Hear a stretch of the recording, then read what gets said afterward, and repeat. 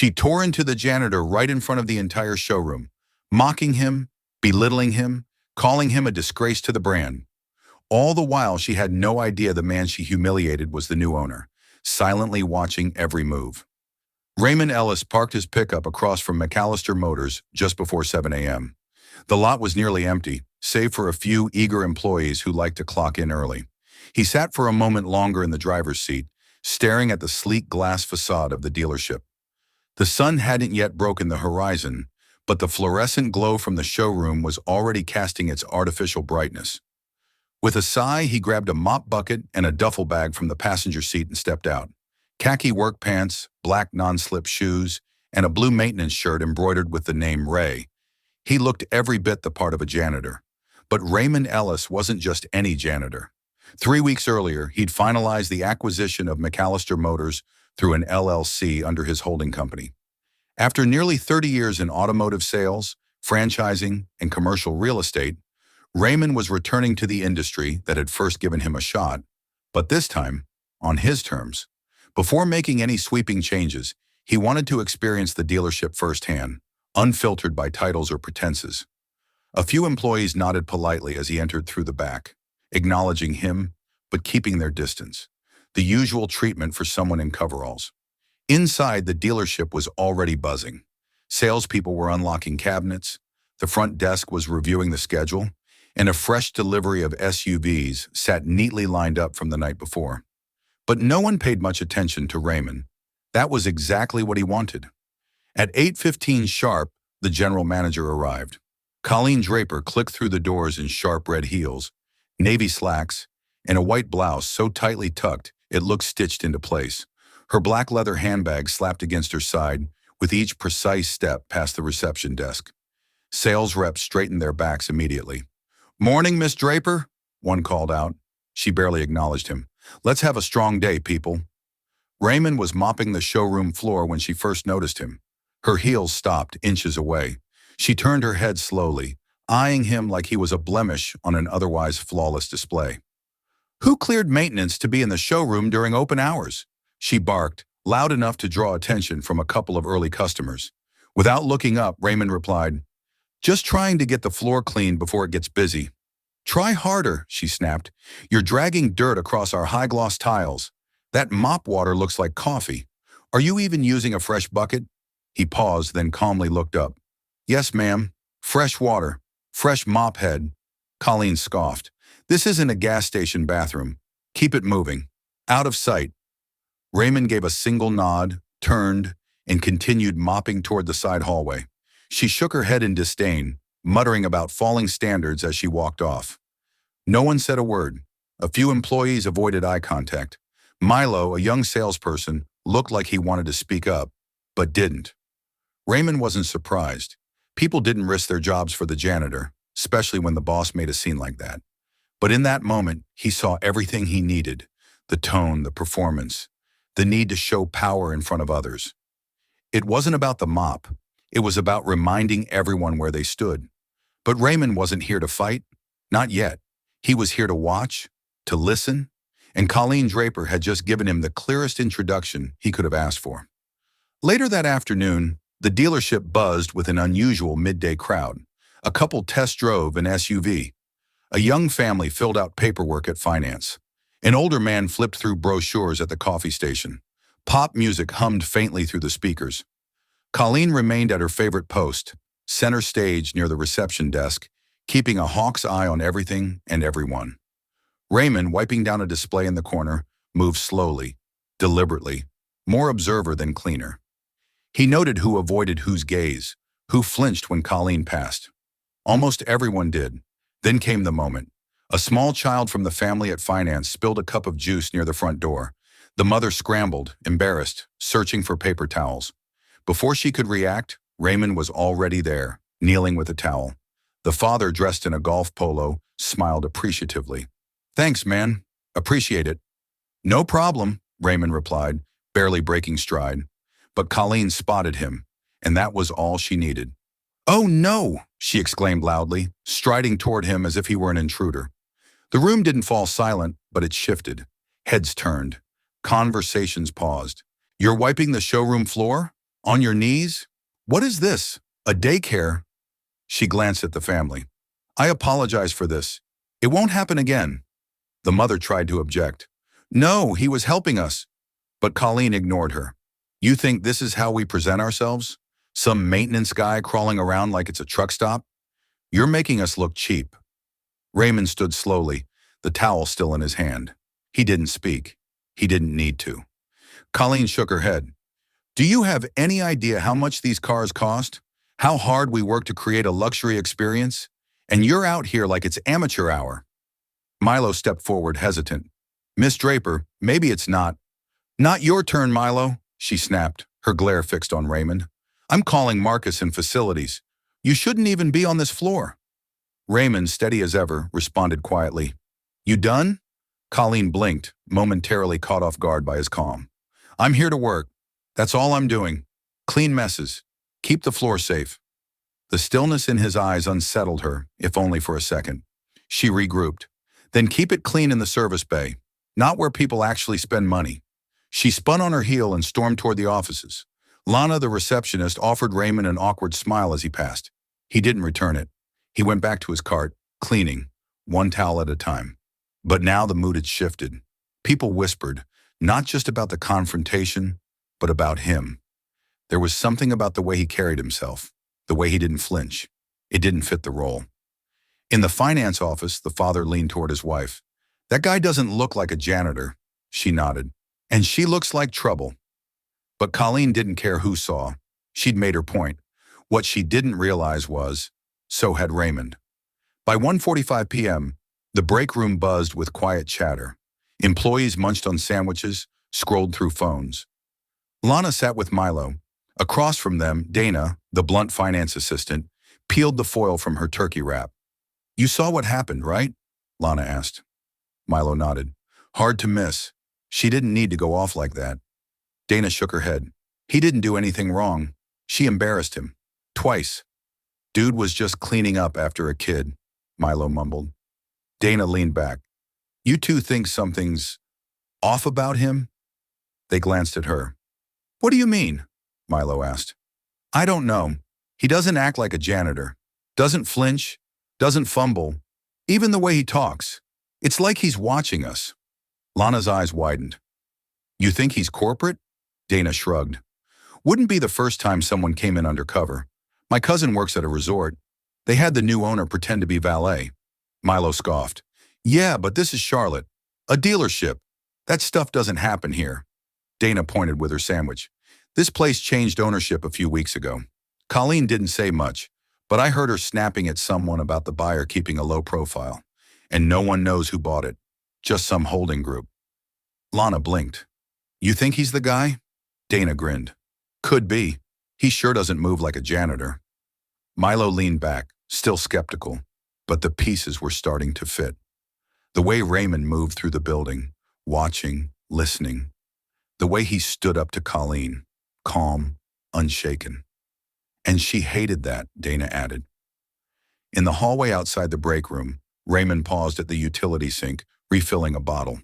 Through the cracked door, he caught bits of their conversation. Not every word, but enough. Whispers had started. The smart ones were connecting dots. And for now, that was exactly what he wanted. He wiped his hands on a towel, caught his reflection in the scratched mirror of the utility room, and gave himself a small, quiet nod. Out on the showroom floor, Colleen was on the phone. Her voice carried, sharp and louder than necessary. No, I'm not overreacting, she snapped. He was kneeling on the floor like a janitor from some no-tell motel, right in the middle of the showroom. Pause. I don't care if facilities said he's new. He's not trained for customer spaces. Pause. Yes, I'll talk to HR if I have to. He doesn't belong up here. She slammed the receiver down hard enough that the front desk clerk flinched. Back in the break room, the conversation drifted to safer waters. Lana was scrolling her phone again. Milo chewed slowly, eyes unfocused. Donna browsed local job listings, half serious now. The seed had been planted, and while Colleen clung to her illusion of control, the ground had already started to shift beneath her feet. By the end of his second day at McAllister Motors, Raymond had seen enough to start sketching a picture. And it wasn't pretty.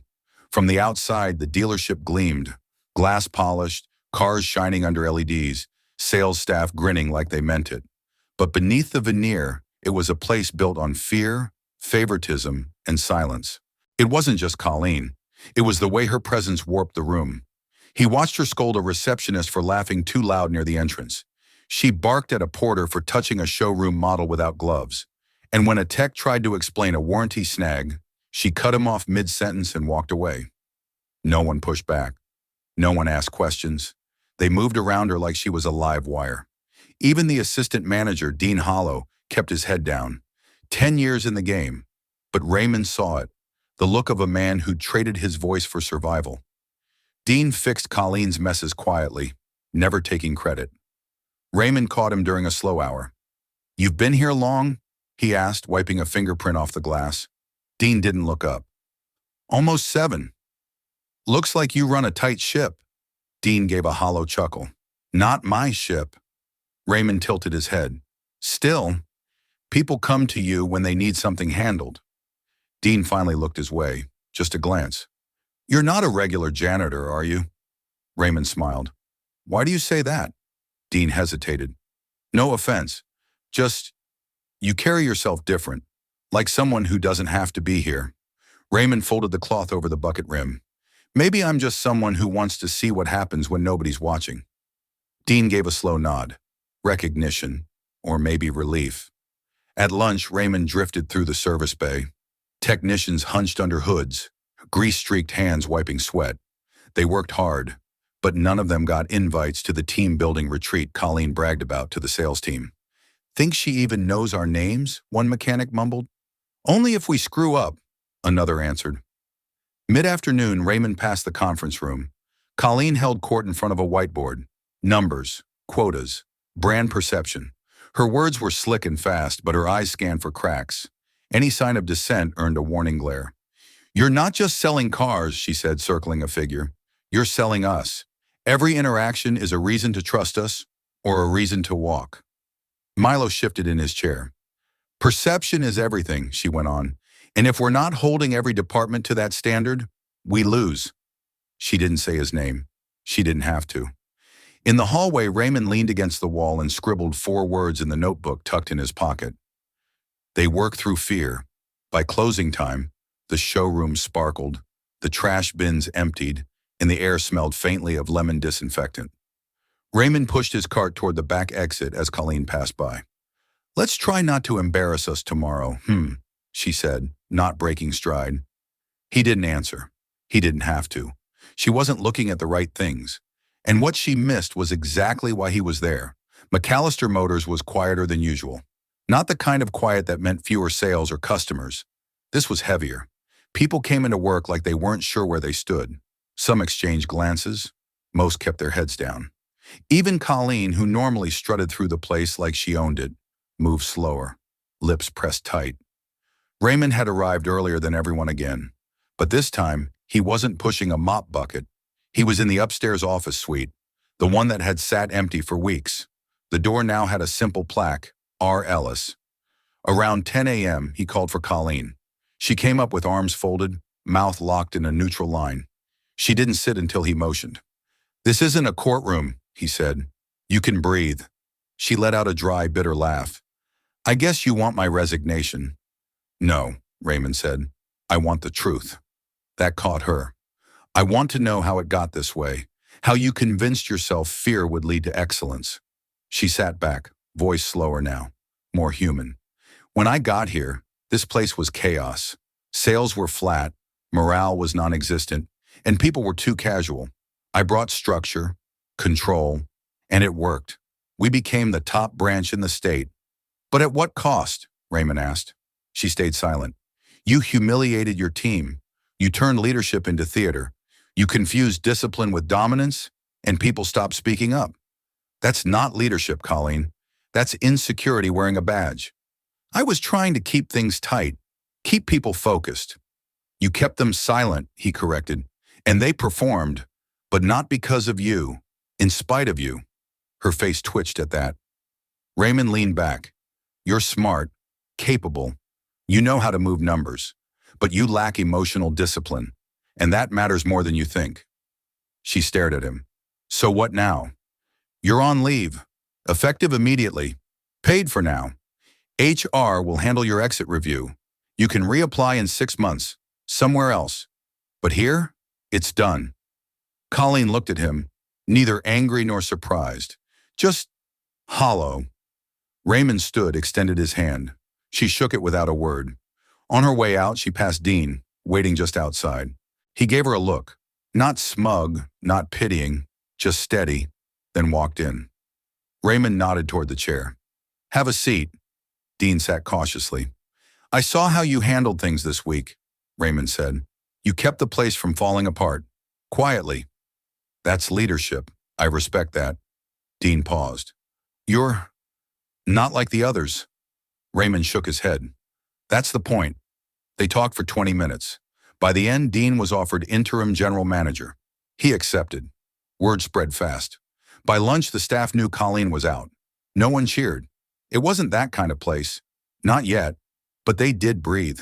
An inhale they hadn't taken in years. In the service bay, 2 techs bumped fists. In the showroom, Milo cracked a smile. Told you, he whispered to Lana. He wasn't just a janitor. This might actually turn out okay, she whispered back. But Raymond wasn't there to make them comfortable. Not yet. First came cleanup. Then came trust. And that would take more than a new name on the door. 2 weeks later, McAllister Motors looked the same on the outside. Same logo. Same gleaming sedans. But inside, something shifted. Not perfect. Not polished. But honest.